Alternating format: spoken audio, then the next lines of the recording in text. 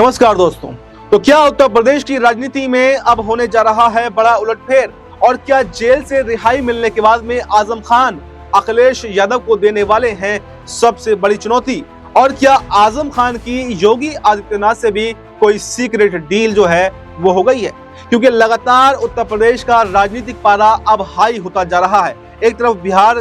बिहार में इस साल के अंत में चुनाव हैं और नीतीश कुमार को लेकर टेंशन बनी हुई है। ऐसे ही उत्तर प्रदेश के अंदर 2027 में विधानसभा चुनाव होने हैं, लेकिन चर्चाएं अभी से शुरू हो गई हैं। एक तरफ अखिलेश यादव हैं जो चुनावी तैयारियों में जुट चुके हैं और वो बीजेपी में सेंधमारी करने की कोशिश कर रहे हैं। ब्रजभूषण शरण सिंह हो या फिर राजा भैया हो या फिर केशव प्रसाद मौर्य सहित कई तमाम बड़े नेता हो, उनको संपर्क साधने में अखिलेश यादव लगे हुए हैं और अपने कुनबा को लगातार बढ़ाने की कोशिश कर रहे हैं। इसके अलावा जो एनडीए के सहयोगी दल हैं, चाहे जयंत चौधरी की पार्टी के नेता हो जिन्होंने इस्तीफा दिया है, चाहे ओम प्रकाश राजभर की पार्टी के नेता हो, चाहे किसी भी पार्टी के नेता हो, वो लगातार अखिलेश यादव की पार्टी में शामिल हो रहे हैं। तो ऐसे में अखिलेश यादव अति उत्साहित पने में भी हैं, लेकिन अखिलेश यादव के लिए एक बड़ी चुनौती आजम खान 2027 के चुनावों में बढ़ सकते हैं। क्योंकि जिस तरह अखिलेश यादव बीजेपी में सेंधमारी करने की कोशिश कर रहे हैं, तो ऐसे ही एक बात सामने निकल करके आई है कि योगी आदित्यनाथ भी अब बड़ी तैयारी अखिलेश यादव को पटखनी देने की कर चुके हैं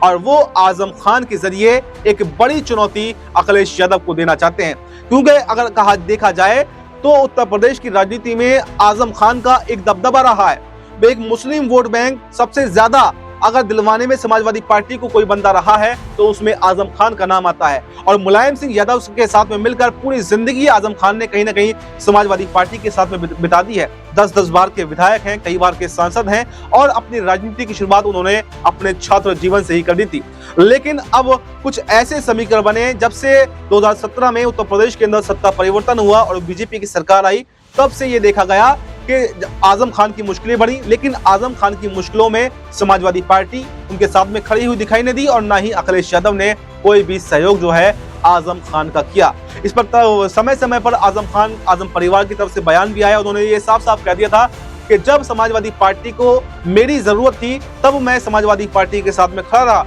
लेकिन जब मुझे अखिलेश यादव की समाजवादी पार्टी की जरूरत है तो तब वो मेरे साथ में खड़े नहीं हुए, और वक्त आने पर इसका बदला लिया जाएगा। और शायद अब वो समय आ गया है कि आजम खान भी ये दिखाना चाहते हैं कि अखिलेश यादव आप उत्तर प्रदेश के अंदर मेरे बिना मुसलमानों का वोट बैंक हासिल नहीं कर सकते। और ये बात कहीं ना कहीं जो है योगी आदित्यनाथ ने भांप ली, और योगी आदित्यनाथ जो एक लड़ाई चल रही थी, एक मनमुटाव था आजम खान और अखिलेश यादव के बीच में, उस मौके को भुनाने का अवसर कहीं ना कहीं बीजेपी को मिल गया और योगी आदित्यनाथ ने उसमें आग में घी बनकर जो है डालने का काम किया है, यानी आग में घी डालकर उसको भड़काने का काम किया है। जो मनमुटाव था, जो एक दूरी थी, उस दूरी को खाई में बदलने का काम किया है। क्योंकि खबरें सामने निकलकर ये आ रही हैं कि एक डील योगी आदित्यनाथ और आजम खान के बीच में हो गई है। क्योंकि आपको ये भी बताएं कि पिछले कुछ समय में जैसे आजम खान की मुश्किलें कम हो रही हैं, तो ये साफ कहा जा रहा है कि योगी आदित्यनाथ की सरकार,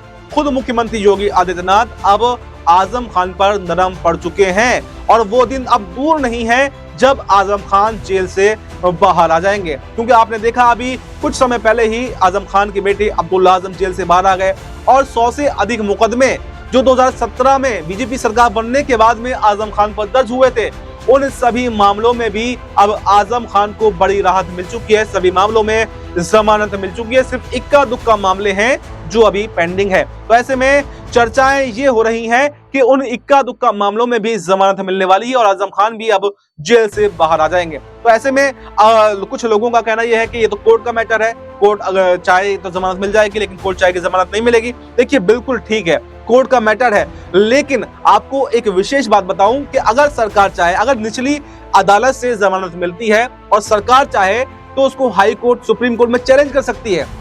ऐसे ही कोई पार्टी है वो सरकार के अगेंस्ट में जाकर के हाई कोर्ट, सुप्रीम कोर्ट में चैलेंज कर सकती है। लेकिन ये देखा गया यहाँ पर जो जमानतें आजम खान को मिली हैं वो ज्यादातर रामपुर की एमपी एमएलए कोर्ट से मिली हैं या फिर जिला अदालत से मिली हैं, सेशन कोर्ट से मिली हैं। अगर सरकार चाहती, अगर योगी आदित्यनाथ चाहते तो वो हाई कोर्ट में या सुप्रीम कोर्ट में इसको चैलेंज कर सकते थे और यहाँ पर फिर से आजम खान को फंसा सकते थे। यानी कुछ और समय, कुछ और साल यहाँ पर आजम खान को जेल के अंदर बिताने पड़ सकते थे। और ये पहले देखा भी गया था, जब जब आजम खान को कोर्ट से राहत मिली, उनके ऊपर मुकदमे कम हुए, उनको जमानत मिली, तब नए नए मुकदमे आजम खान पर लगाए गए। लेकिन इस बार जितनी ये मुकदमों में उनको जमानत मिली है, कोई भी नया मुकदमा नहीं लगाया गया और किसी भी मुकदमे को हाई कोर्ट या सुप्रीम कोर्ट में चैलेंज भी नहीं किया गया। ये साफ साफ दिखा रहा है कि अब योगी सरकार उत्तर प्रदेश के अंदर आजम खान पर नरम पड़ चुकी है। और इस नरमी की वजह मैंने आपको बताई कि एक डील बताई जा रही है कि आजम खान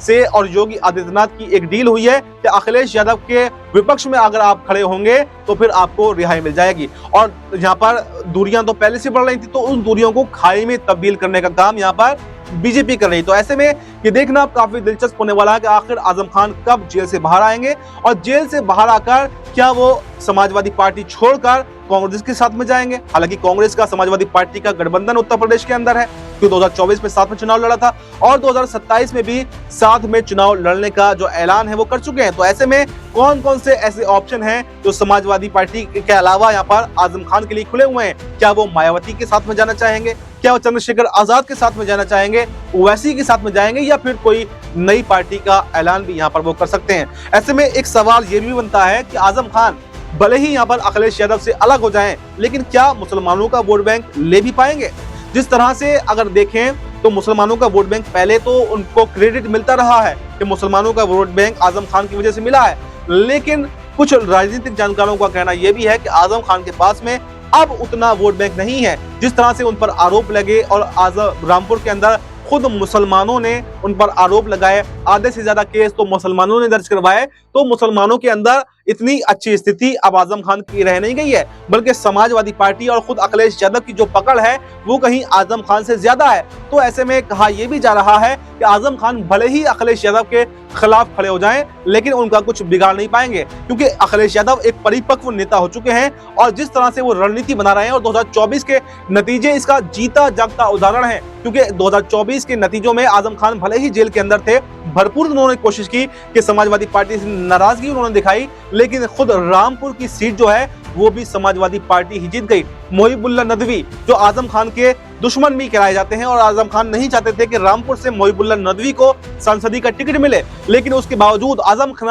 खान के खिलाफ जाते हुए अखिलेश यादव ने उनको टिकट दिया और न सिर्फ टिकट दिया बल्कि वो जीतने में भी कामयाब रहे। तो ये साफ साफ दर्शाता है कि यहाँ पर आजम खान फेल साबित होते हुए दिखाई दिए, कहीं ना कहीं कमजोर अखिलेश यादव के सामने पड़ते हुए दिखाई दिए। और यहाँ पर 37 सीटें अकेले दम पर अखिलेश यादव समाजवादी पार्टी ने उत्तर प्रदेश के अंदर जीती और यही जो 37 सीटें जीती, यही बीजेपी के अंदर एक डर का माहौल बना गई। तो ऐसे में बिल्कुल अब ये देखना काफी दिलचस्प होने वाला है कि आखिर आजम खान का अगला कदम क्या होगा, क्या वो जेल से बाहर आकर किस पार्टी के साथ में जाएंगे और वाकई जो योगी आदित्यनाथ से उनकी डील हुई भी है या नहीं हुई है, वो उस डील पर खरा उतर पाएंगे और उस डील का कोई फायदा योगी आदित्यनाथ को हो भी पाएगा या नहीं हो पाएगा, या जिस लय में, जिस फॉर्मेट में, जिस तरीके से अखिलेश यादव आगे बढ़ते हुए दिखाई दे रहे हैं, तो वो 2027 के चुनावों में कोई बड़ा उलटफेर करते हुए दिखाई देंगे। अब ये देखना काफी दिलचस्प होने वाला है। तो फिलहाल इस रिपोर्ट में इतना ही। इस रिपोर्ट पर